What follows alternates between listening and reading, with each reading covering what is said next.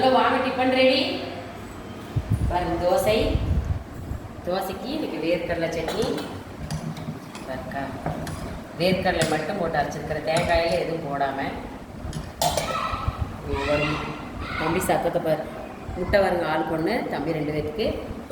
தம்பி 2 பேருக்கு இப்போ பார்த்தீங்கன்னா டிஃபன் எதுவுமே, இட்லி தோசை எதுவுமே தொடுறதே இல்லை. இது பார்த்தீங்கன்னா நேற்று செஞ்ச சாப்பாடு தாளிச்சிருக்கிறேன். பச்சை மிளகா ஓட்டு நிறைய சூப்பராக இருக்குது. தம்பி 2 பேர்த்துக்கு இப்போ சாப்பாடு ஒயிட் ரைஸ் சூடாக வச்சு கீரை இது சாப்பிட்டாச்சு. இதான் பெரிய நம்பிக்கை போட்டு வச்சுருக்கிறேன்.